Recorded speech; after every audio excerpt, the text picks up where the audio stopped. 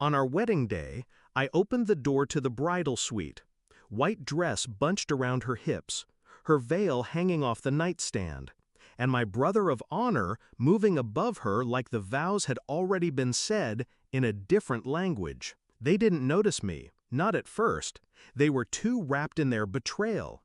I didn't yell, I didn't throw anything. I stepped back into the hallway, took out my phone, and called her family. Every single one of them. Told them to come to her room, urgent.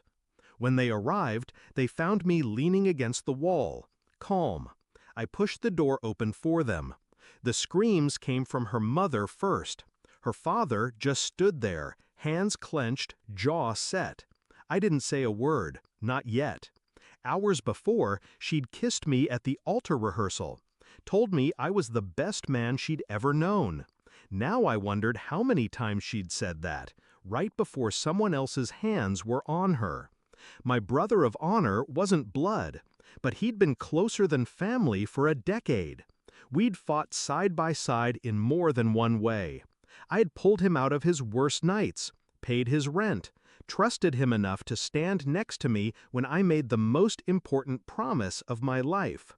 And she'd chosen him, not by accident, not in weakness, but in deliberate, repeated defiance of everything we'd built. I replayed every detail in my head. The late-night texts she claimed were work emergencies. The way his eyes lingered on her dress during fittings. The sudden private jokes between them. I'd noticed, but I told myself it was nothing. Nothing turned out to be everything. The night before the wedding, I'd left my phone recording in her room. A gut feeling, something between curiosity and dread, told me I needed to. When I played it back that morning, I heard her voice, breathless, not from rehearsing vows. Then his, one more before the ceremony. I'd stopped the recording right there. No rage, no heartbreak, just a sudden clarity. I'd been given a gift, and I knew how to use it. First, I made copies, audio, timestamps, hotel surveillance from a contact who owed me a favor. Then, I placed the USB drives into sealed envelopes. One for her father, one for her mother, one for the head of her family's business, the man whose opinion she feared more than any god. I didn't want her gone in shame. I wanted her surrounded by it. When the chaos in the room calmed enough for her to speak, she turned to me, tears in her eyes. "It's not what it looks like." I handed her father the envelope. "Open it," I said. He did. The room filled with their voices. Her laughter, his low groans. She froze. My brother stared at the floor. Her father's face went cold. Her mother backed away like my fiancé had turned into something contagious. I said nothing, because they were saying everything for me. I walked over to her. She looked at me like I might still forgive her, like there was a chance this could be smoothed over before the guests noticed. I leaned close enough for only her to hear. "This isn't the end of the wedding," I said.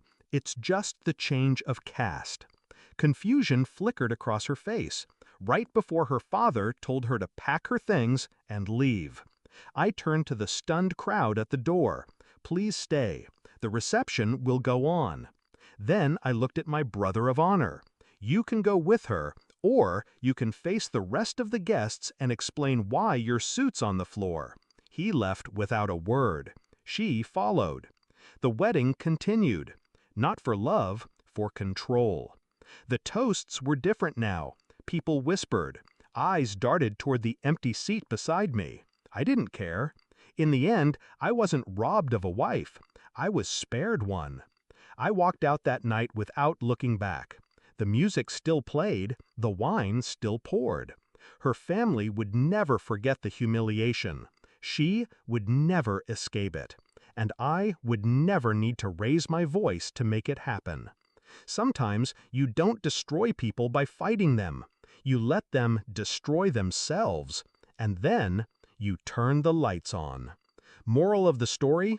When betrayal comes dressed as love, the most devastating revenge isn't rage, it's exposure.